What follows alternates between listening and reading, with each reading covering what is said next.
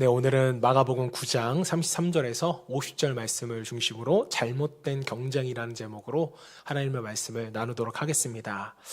산업화 이후 현대 사회를요, 사회학자들은 무한 경쟁의 시대라고 불렀습니다. 자, 그런데 과거에는요, 한 번 경쟁에서 이기면 꽤나 오랫동안 그 자리를 차지할 수가 있었습니다. 자, 하지만 요즘은 그런 것 같으세요? 안 그런 것 같으세요? 요즘은 안 그렇습니다.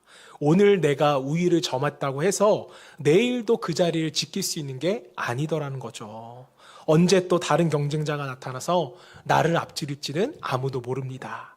자, 요즘은 경제가 어려워서인지 길을 걷다 보면 가게들이 얼마나 자주 바뀌는지 저와 여러분 모두가 체감하고 있을 겁니다. 오늘 장사가 잘 되는 것 같지만 다음 달에 문을 닫는 경우가 얼마나 많습니까? 오늘 간판이 걸렸다가도 몇 달이 지나면 새 간판으로 바뀝니다. 그래서 요즘 제일 잘 되는 사업이 아마도 간판 사업인 것 같아요. 그분들을 호황을 누리고 있는 것 같습니다. 그만큼 어떻다는 거예요? 세상은 빠르게 변하고 우리는 끊임없이 경쟁하며 이 세상 속에서 살아가고 있습니다. 자, 물론 선의의 경쟁은요, 서로를 자극하고 함께 발전하는 아주 좋은 요소가 될 수 있습니다. 자, 문제는요, 지금 우리가 사는 세상의 경쟁은요, 그 선을 넘었다는 것이죠. 선의의 경쟁이 아니라 정말 선을 넘는 과도한 경쟁이 되어가고 있습니다. 서로 발전하는 경쟁은 찾아볼 수가 없어요. 이제는 남을 밟고 올라서야 하는, 그래야 살아남을 수 있는 시대가 되어버렸습니다. 누군가를 이겨야 내가 존재할 수 있는 시대. 그게 오늘날의 현실이 아닙니까? 그 결과 세상은 놀라울 만큼 발전했지만 사람들의 마음은요, 오히려 더 불안해졌다는 것이죠. 이제는 쉼이 없습니다. 늘 누군가와 겨뤄야 하니까요.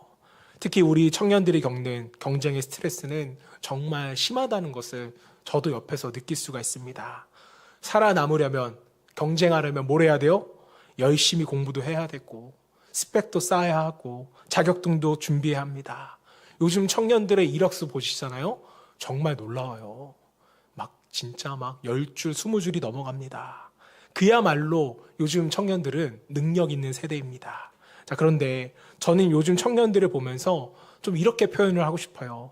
능력은 있는데 불안한 세대다. 예전에는요, 능력 있으면, 기술만 있으면 안정적인 삶을 우리가 살아갈 수 있었습니다. 하지만 요즘 세대는 달라요. 세상이 너무 빠르게 변하고 언제 또 나보다 더 잘난 사람이 나타날지를 모르니까 늘 긴장하고 불안하다는 거죠. 자, 그래서 우리 시대의 청년들은 유능하지만 불안한 세대, 열심히는 달리는데 평안을 잃어버린 세대, 정말 안타까운 세대가 돼버렸습니다. 이게 참 마음 아픈 현실이라는 거죠. 자, 그런데 놀라운 것은요, 성경은요, 이미 이런 현실을 우리에게 경고했다는 거예요. 야고보 사도는 지나친 경쟁심을 독한 시기와 다툼이라고 표현을 하면서 이렇게 말했습니다. 야고보서 3장 14절 15절 함께 봉독합니다. 그러나 너희 마음속에 독한 시기와 다툼이 있으면 자랑하지 말라. 진리를 거슬러 거짓말하지 말라. 이러한 지혜는 위로부터 내려오는 것이 아니요 땅 위의 것이요 정욕의 것이요 귀신의 것이니. 자, 여기서 독한 시기라는 말에 쓰인 시기라는 단어는요, 헬라어 젤로스라는 단어를 사용하였습니다. 이 단어에는요, 열이라는 의미를 담고 있어요. 다시 말해서 열정을 뜻합니다. 자, 여러분, 열정은 귀한 거잖아요. 열정이 없으면 우리가 어떻게 인생을 살아갈 수가 있겠습니까? 자, 그런데 문제는요, 그 열정이 너무나 지나치면 그것이 뭘로 변한다는 거예요? 경쟁과 시기심으로 변하게 된다는 거예요. 자, 그래서 야고보 사도는 이것을 독한 시기라고 표현을 했습니다. 좋은 열정은 나를 살리기도 하지만 방향을 잃은 열정은요, 나를 무너뜨리는 독이 될 수밖에 없다는 것입니다. 여러분, 한번 생각해 보세요. 가인이 왜 인류 최초의 살인자가 되었을까요? 이유는 너무나 단순하죠. 시기심, 곧 지나친 경쟁심 때문이었습니다. 그는 동생을 향한, 아벨을 향한 질투와 경쟁심에 사로잡혀서 결국 동생을 죽이는 인류 최초의 살인자가 되었습니다. 요셉의 형들도 마찬가지잖아요. 요셉이 자신들보다 사랑받는다는 그 사실이 너무 싫어서 시기와 경쟁심이 폭발한 나머지 동생을 팔아버립니다. 인신매매를 하는 것이죠. 그들의 마음속에 경쟁의식이 자리 잡고 있었기 때문입니다. 아론과 미리암도 마찬가지였어요. 하나님이 세우신 모세를 향해 너만 예언할 줄 알아? 우리도 예언하잖아. 이렇게 경쟁심을 품었습니다. 그 결과 아론과 미리암이 하나님의 진영에서 쫓겨나게 되죠. 자, 이처럼 경쟁심이 잘못된 방향으로 흐르면요, 그것은 결국 파멸로 이어질 수밖에 없습니다. 자, 그런데 더 충격적인 비극은요, 이런 이야기가 성경만의 이야기가 아니라는 거죠. 오늘 우리가 살아가는 이 현 시대에도 이와 비슷한, 아니 더 심한 이야기들이 많이 일어나고 있습니다. 여러분, 실제로 있었던 사건이었어요. 한 여자 고등학교에서 한 학생이 기말고사 시험을 앞두고 자기 친구에게 커피를 건네는 거예요. 그런데 그 안에 수면제를 타서 커피를 건넨 것입니다. 10대 여학생이 이런 일을 벌였다는 게 여러분 얼마나 충격적이에요. 왜 그랬을까요? 커피를 건넨 학생은요, 친구와 같이 전교 1, 2등을 다투는 우등생이었다고 합니다. 공부도 잘하고 성실했던 이 학생이 왜 이런 일을 저질렀을까요? 경쟁 때문이었어요. 친구를 이겨야겠다는 그 마음, 결국 그 마음이 사람을 병들게 했다는 것입니다. 참 안타까운 일이죠. 전교 1, 2등을 다퉜어요. 우리 애가 여러분 이 전교 2등 했다고 생각해 보세요. 죄송합니다. 10년 전쯤에는요, 이런 일도 있었어요. 한 모델이 화장실에서 친구의 얼굴에 염산을 뿌리는 그런 테러도 있었습니다. 이유는 뭐냐고 물어보니까 자신보다 더 예뻐서 내가 모델로서는 경쟁이 안 될 것 같아서 이런 일을 저질렀다고 고백을 했습니다. 말도 안 되는 이유지만 질투와 경쟁심을 이기지 못하고 평생 지울 수 없는 범죄를 저지르게 되었다는 거죠. 자, 여러분, 이게 바로 오늘날 지나친 경쟁심이 만들어낸 비극이라는 거예요. 물론 모든 경쟁심이 이런 비극으로 치닫는 것은 아니죠. 하지만 우리 마음의 곳에, 우리 마음의 깊은 곳을 한번 들여다보면요, 어떻게 해서든 저 사람보다는 내가 나아야지 하는 경쟁심이 있을까요, 없을까요? 있다라는 거죠. 기회만 된다면, 기회가 없으니까 문제지. 기회가 된다면 내 경쟁자를 정말 눌러서 이기고 싶은 마음이 우리 안에 있습니다. 자, 그러다 보니 우리는 끊임없이 비교 속에서 평안을 잃어버린 채 정말 마음의 고통 속에서 하루하루를 살아가고 있는지도 모르겠습니다. 자, 그렇다면 어떻게 하면 이런 파괴적인 경쟁심으로부터 우리를 지켜낼 수가 있을까요? 어떻게 하면 우리 안에 이 지독한 시기심으로부터 자유로워질 수가 있는 것일까? 오늘 본문을 통해서 예수님은 그 해답을 우리에게 주셨습니다. 자, 예수님의 말씀 속에는요, 이 시대를 어떻게 살아가야 하는지 분명한 지침이 담겨져 있어요. 점점 더 심화되는 무한 경쟁의 시대 가운데 불안과 스트레스 속에서 사는 것은 우리 그리스도인들의 참된 삶이 아니라고 저는 믿습니다.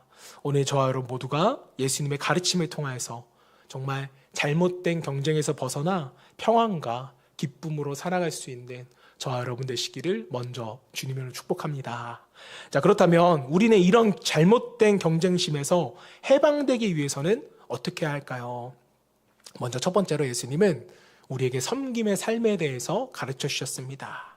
자, 본문에 보면 놀랍게도 예수님의 제자들 사이에서도 이런 잘못된 경쟁심과 시기심이 발생했다는 것을 우리는 알 수가 있습니다. 자, 예수님은요, 제자들과 함께 북쪽 가이사라 빌립보에서 자신의 고향인 갈릴리로 돌아오고 계셨습니다.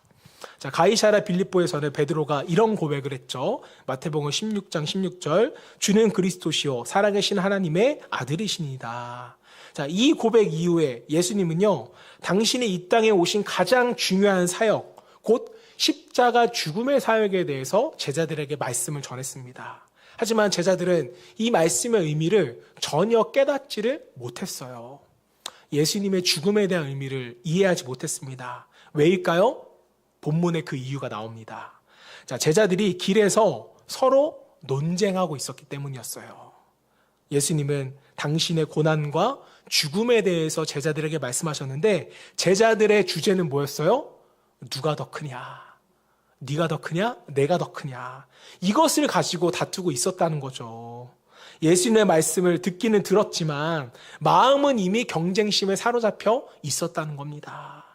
자, 때문에 예수님은 갈릴리에 도착하자마자 제자들을 앉히시고 이렇게 물으시는 거예요. 본문 33절, 가버나움에 이르러 집에 계실새 제자들에게 물어 이르시되 너희가 길에서 서로 토라는 것이 무엇이냐 하시되. 이때 제자들이 입이 10개 있어도 할 말이 있었을까요? 없었을까요? 없겠죠. 그들의 마음속에 죄책감이 있었기 때문입니다. 자, 하지만 이미 예수님은요, 그들이 누가 더 크냐라로 싸웠다는 것을 이미 알고 계셨어요. 여러분, 이 얼마나 아이러니한 일입니까? 예수님은 곧 십자가에서 죽음을 맞이하실 것을 말씀하셨는데 제자들은 예수님의 죽음을 생각하지 않고 네가 더 크냐? 내가 더 크냐? 누가 더 큰 사람인가? 이것에 대한 논쟁을 하고 예수님은 죽음으로써 생명을 내어주시려고 하는데 제자들은 경쟁하며 자리싸움을 했다라는 겁니다. 자, 그런데 여러분, 솔직히 말해서 우리라고 달랐을까요? 오늘날 우리 마음 깊은 곳에서도 여전히 이런 경쟁심은 분명히 자리 잡고 있습니다. 자, 만약에 예수님이 천국에서 한 자리 준다고 한다면 여러분 어떤 마음이 생길 것 같으세요? 나는 저 사람보다 똑똑했으니까, 나는 저 사람보다 믿음이 있었으니까. 이런 마음이 안 생길 수 있다고 여러분 장담하세요? 못하죠. 미래의 천국이 아니라 오늘날 교회 안에서도 이런 경쟁심은 이상하게 발현이 됩니다. 대형교회에서 장로, 안수집사, 권사 임직을 하는 시기가 되면 대놓고 말은 안 하지만 교회 안에서 은근히 경쟁심은 드러나요. 저 사람이 권사가 될 것 같으니까 나는 저 사람보다 예배도 많이 나왔고 봉사도 더 많이 하니까 나는 당연히 될 것이다. 이렇게 봉사의 양으로, 헌신의 양으로 서로 비교하며 경쟁하려는 마음이 있다라는 거예요. 심지어 목회자들도 이런 마음이 있을까요? 없을까요? 저를 딱 보세요. 그런 마음이 있을 것 같아요? 없을 것 같아요? 있습니다. 저도 있겠죠.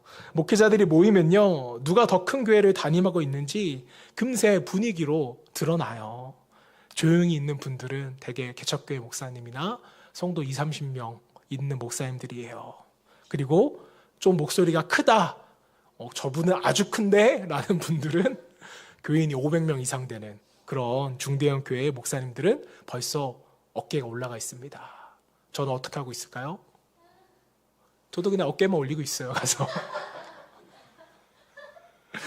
여러분, 이게 바로 세상의 경쟁심이 교회 안으로 들어온 모습이 아닙니까? 과연 예수님은 교회 안에서 이런 모습이 나타나 있었다면 우리를 보며 뭐라고 말씀하셨을까요? 예수님은 제자들을 불러서 다시 가르치십니다.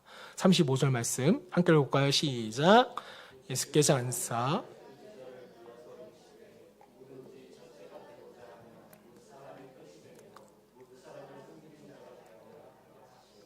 자, 주님은 말씀하셨습니다. 하나님 나라에서는 끝이 된 사람이 첫째다. 세상은 높이 오르라고 말하지만 하나님 나라에서는 뭐 해야 된대요? 낮아져야 된대요. 끝이 되어야 한다고 말씀합니다. 자, 그렇다면 끝이 된다는 것은 무슨 뜻입니까? 다른 사람을 섬기는 삶을 의미하죠. 사랑하는 여러분, 이 가르침 우리에게 너무나도 중요합니다. 예수님은 섬김의 삶을 성공의 삶보다 더 귀히 여기셨다는 거예요. 반대로 말하면 예수님께서는요, 모든 것을 실패했어도 섬김의 삶을 성공하면 그것은 성공의 삶이다 라고 여겨 주신다는 겁니다. 자, 하지만 제자들은 여전히 이 말씀 속에서 섬김의 삶을 이해하지 못했어요. 그들의 머릿속에는 여전히 높고 낮음이 남아 있었던 것입니다. 자, 그렇다면 다른 사람을 섬기는 섬김의 삶은 무엇일까요? 예수님은 아주 구체적으로 제자들에게 섬김의 삶을 가르치기 위해서 예화를 보여주십니다. 자, 예수님은 한 아이를 부르셨고요. 제자들과 함께 빙 둘러 앉은 채 가운데 아이를 품에 안으시고 이렇게 말씀하시는 거예요. 37절 말씀. 누구든지 내 이름으로 이런 어린아이를 하나를 영접하면 곧 나를 영접함이요. 누구든지 나를 영접하면 나를 영접함이 아니요. 나를 보내신 이를 영접함이니라. 자, 많은 사람들이 이 말씀을 그냥 어린이 주일 때 많이 설교하십니다. 어린이를 사랑해라.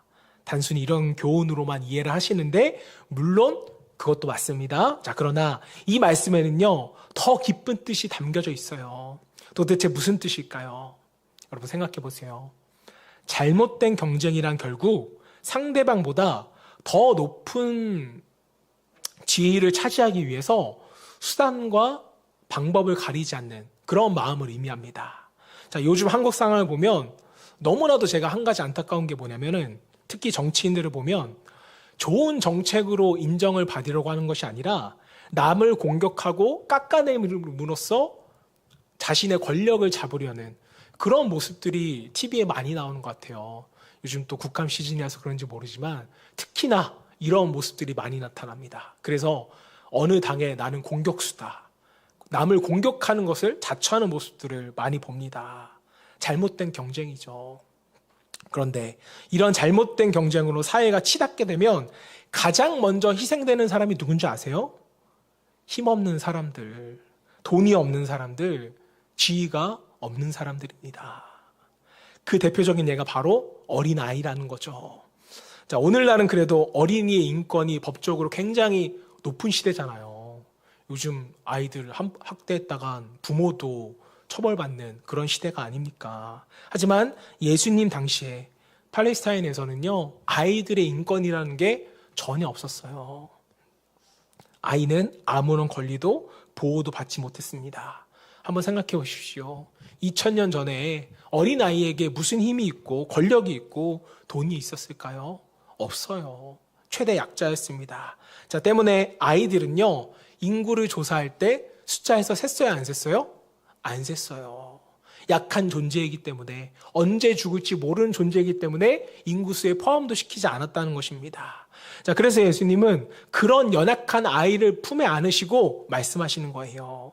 이 아이를 내 이름으로 영접하는 자가 곧 나를 영접하는 것이다. 여러분, 불과 4, 5년 전에 있었던 정인이 사건을 기억하실 거예요. 16개월 된 어린 여아를 양부모가 학대해서 사망을 한 사건인데, 전 사회적으로 이슈화가 되고 온 국민이 분노했던 사실을 여러분들 기억하실 겁니다. 자, 왜 이렇게 온 국민이 분노했어요?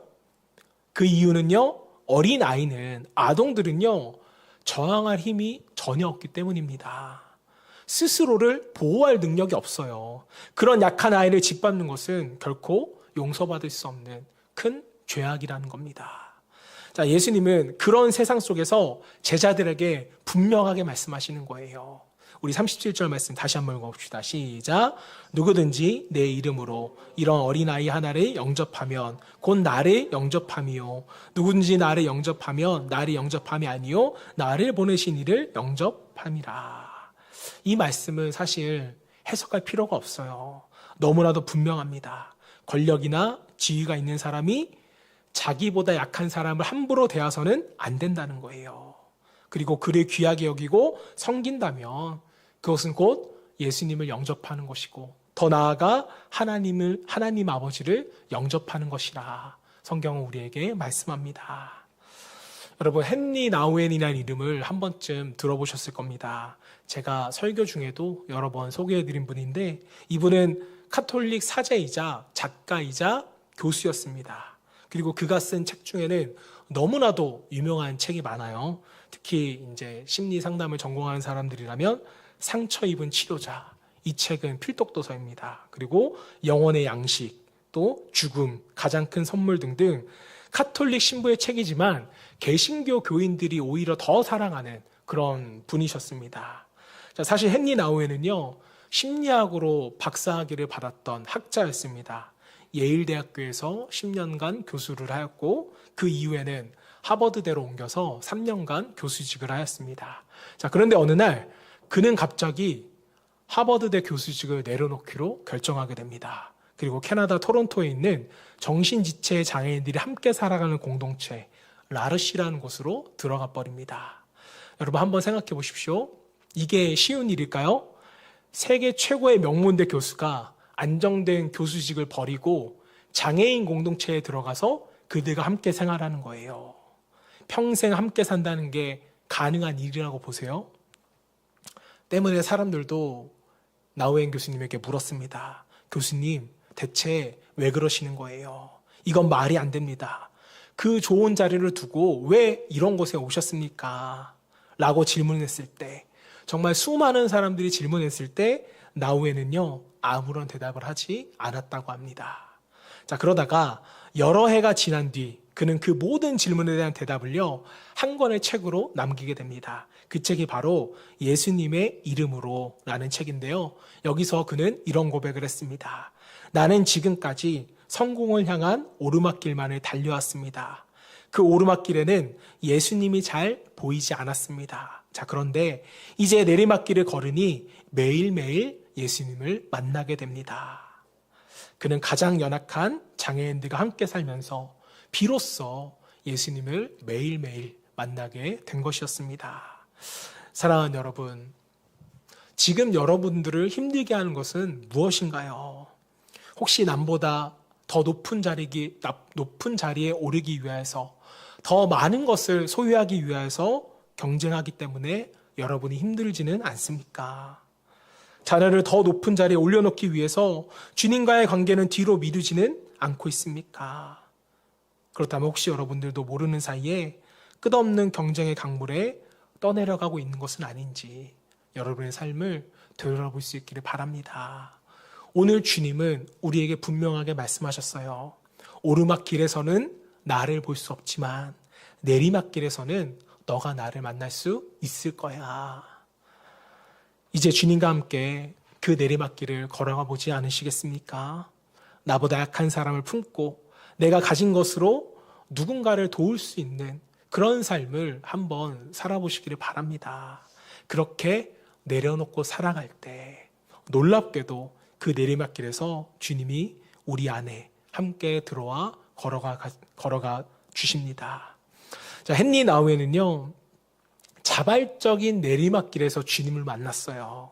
우리도 그분을 만나는 은혜가 있기를 주님의 이름으로 축복합니다. 자, 한 발 더 나아가서 우리는 이런 잘못된 경쟁심에서 어떻게 해방될 수 있을까? 예수님께서 말씀하신 두 번째 가르침은요, 수용의 삶을 살아야 한다고 우리에게 말씀하십니다. 자, 예수님이 섬김의 삶을 가르치시는 중에 요한이 불쑥 끼어들어요. 38절 말씀 읽어봅시다. 시작.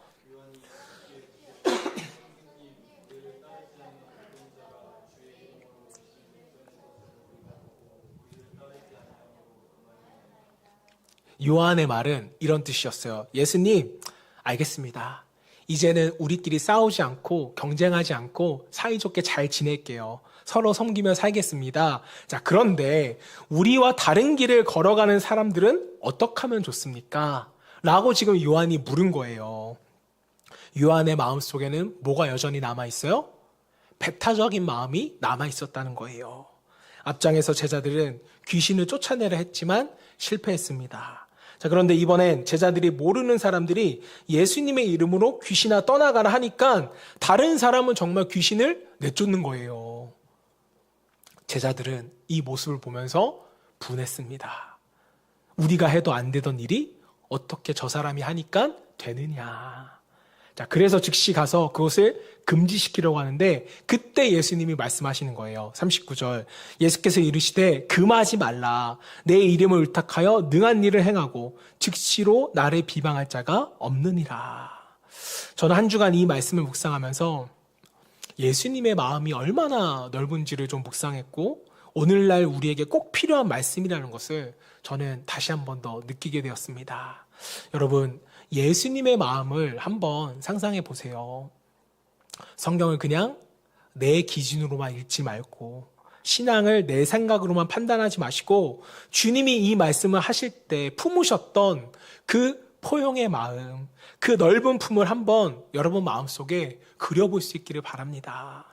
저는 이 말씀이 특히 오늘날 우리 민족에게 꼭 필요한 말씀이라고 생각합니다. 왜냐면요, 우리 민족처럼 배타적인 민족이 없어요. 내 생각과 다르면 그 사람은 적이에요. 또 내 편이 무조건 옳다고만 생각합니다. 다른 편의 말은 들어보려고 하지를 않는다는 거죠. 여러분, 이런 일 많이 보셨죠? 내 자녀가 학교에서 누군가를 때렸다고 하면 우리는 이렇게 말합니다. 그쪽 아이가 맞을 만한 짓을 했나 보네요. 내 아이의 잘못은 감싸주고 넘어가 버려요. 그런데 여러분, 반대로 우리 아이가 맞고 오면 어떻게 하는 줄 아세요? 우리 아이가 얼마나 순한 앤데 도대체 그쪽은 애를 어떻게 키운 겁니까? 당장 학교에 찾아가서 따져요. 이게 실제로 있었던 일이라는 거 다 알고 계시죠? 우리 안에는요, 이런 이중잣대가 있다라는 거죠. 내가 속한 집단은 잘못을 해도 괜찮다고 말하고 남의 잘못은 끝까지 찾아가서 아주 지적을 합니다. 이게 바로 여러분 흑백 논리라는 거죠. 저 역시 한때 흑백 논리에 사로잡혀서 살아갔습니다. 특히 죄에 대해서는 저는 흑백 논리를 많이 가지고 있었던 것 같아요. 근데 이게 아버지의 영향도 좀 있었던 것 같아요. 제가 한 번은 어렸을 적에 아버지한테 이런 질문을 한 적이 있습니다. 아빠, 홍길동은 어떤 사람이야? 제가 물어본 적이 있어요. 어렸을 때 홍길동 많이 궁금하잖아요. 근데 아버지가 저한테 이렇게 대답하셨습니다. 홍길동은 그냥 도둑이야. 충격적이지 않으세요? 아버지가 이 이야기를 기억하고 계실지 모르지만 저에게 이렇게 설명을 하셨습니다. 그리고 어떠한 경우에도 남의 것을 훔치면 안 되는 거야. 저에게 이렇게 교육을 하셨어요. 자, 그래서 저는 어렸을 때부터 아닌 건 아닌 거고 맞는 건 맞는 거다 라는 생각을 가지고 살았는데, 제가 신학 공부를 7년간 하고 전도사 생활을 하면서 친구들이 저에게 이렇게 물었습니다. 너는 7년 동안 뭘 배웠니? 학교에서 전도사 하면서 뭘 배웠어? 이렇게 물었을 때 저는 주저하지 않고 이렇게 대답했습니다. 내 마음에 회색 지대가 생겼다. 사실 제가 친구들한테 너 그렇게 살면 안 돼. 너 그렇게 살면 지옥 가. 제가 얼마나 이렇게 정죄를 많이 했는지 모르겠어요. 여러분 한번 생각해 보세요. 너 지옥 갈 거야 라는 말하는 친구하고 같이 노실래요? 안 노실래요? 안 보실 거죠. 근데 저는 만나는 친구마다 너 그러다가 지옥 가. 이렇게 말을 굉장히 많이 했어요. 여러분, 흑과 백만 너무 분명하면 우리는 나 스스로만 옳다라는 그런 착각에 빠지기가 쉽습니다. 그게 바로 여러분 바리새인들의 실수였잖아요. 물론 이 말이 진리와 타협하십시오 라는 말은 아닙니다. 진리 안에서 마음의 여백을 넓히라는 말씀이에요. 너는 틀렸다, 나만 맞다, 이런 마음이 좀 사라지셔야 한다는 것입니다. 다른 사람을 이해할 수 있는 여유, 나와 다른 사람을 품을 수 있는 공간, 그게 바로 저는 수용의 삶이라고 믿고 오늘날 이 시대 가운데 우리에게 반드시 필요한 영적인 태도와 마음이라고 저는 믿습니다. 주님은 오늘 우리에게 이렇게 말씀하세요. 너무 옳고 그른 말을 따지지 말아라.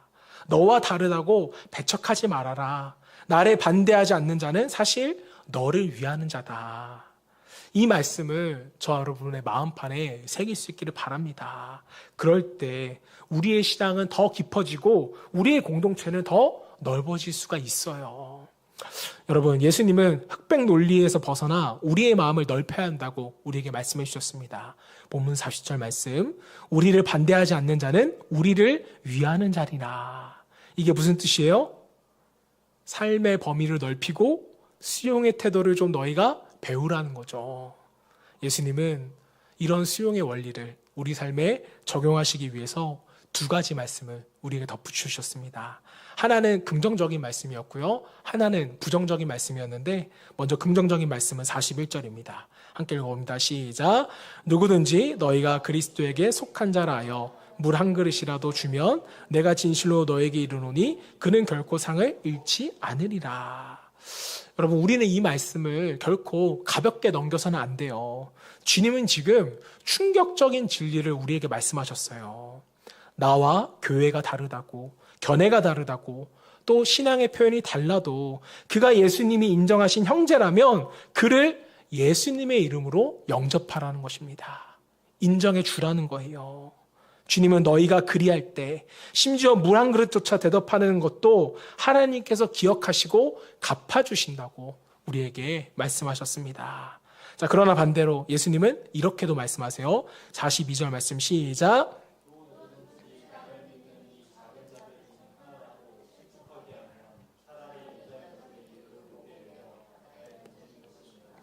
여러분, 이것은요 단순한 비유가 아니에요.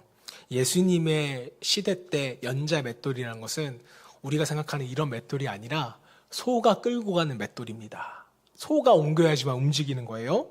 그걸 목에 매면요 순식간에 바다에 빠져서 죽을 수밖에 없죠. 즉 누군가를 믿음에서 떨어지게 하는 행위는요 그 어떤 죄보다도 심각한 죄라는 겁니다. 그가 힘이 없다고, 나와 다르다고, 또 내 편이 아니라고 무시하거나 실족시킨다면 그 심판은 우리가 피할 수 없다는 예수님의 무서운 경고입니다. 자, 그래서 예수님은 이어서 말씀하시는 거예요. 43절에서 47절까지 말씀. 내 손이 너를 범죄하게 하거든 찍어버리라. 내 발이 너를 범죄하게 하거든 찍어버리라. 내 눈이 너를 범죄하거든 빼어버리라. 굉장히 무서운 말씀인데 예수님의 의도는 분명합니다. 우리가 다르다고 해서, 가진 것에 차이가 있다고 해서, 지위가 다르거나 지식의 차이가 있거나 정치적인 성향이 다르다고 해서 예수 믿는 사람들 가운데 한 사람이라도 실족시키면 그 심판은 피할 수가 없다라는 거죠. 다시 말해 무슨 일이 있더라도 이 세상을 사는 동안 그런 잘못을 우리가 범해서는 안 된다는 겁니다. 여러분, 주님의 가르침은 너무나도 분명합니다. 그리스도인이 섬기지 않고 살면, 또 용납하지 않고 살면, 편합한 마음으로 다른 이들에게 상처를 입히면 하나님께서는 그 어떤 죄보다 엄히 물으실 것이다. 그리고 예수님은 마지막으로 이런 결론을 우리에게 주셨습니다. 오늘 본문 마지막 구절이죠. 함께 읽어볼까요? 시작. 소금은 좋은 것이로되 만일 소금이 그 맛을 잃으면 무엇으로 이를 짜게 하리요. 너희 속에 소금을 두고 서로 화목하라 하시니라. 예수님은요 우리를요 소금의 맛으로 비유하셨습니다. 소금이 제 맛을 잃으면 무슨 의미가 있겠습니까? 그리스도인이 제 맛을 잃으면 세상은 빛이 잃습니다. 그 맛이 무엇입니까? 바로 섬김과 수용의 맛이었습니다. 우리가 진짜 예수를 믿고 그분과 동행한다면 우리의 삶에는 이 두 가지의 맛이 반드시 드러나야 됩니다. 섬김의 맛, 수용의 맛. 세상을 향한 과도한 경쟁이 아니라 이웃과 성도를 향한 섬김이 있고 또 수용이 있을 때 우리의 가정과 교회 공동체는 분명 하나가 될 수 있습니다. 자, 때문에 우리는 세상의 소금으로서 부부간에도 서로 섬겨야 하고요. 자녀도, 직장에서도, 이웃과의 관계에서도 섬김과 수용의 삶을 살아가야 합니다. 무한 경쟁의 시대 가운데 그리스도의 특징은 무한 섬김과 수용의 삶을 통하여서 빛과 소금의 사명을 감당할 수 있는 저와 여러분 되시기를 주님의 이름으로 축원합니다.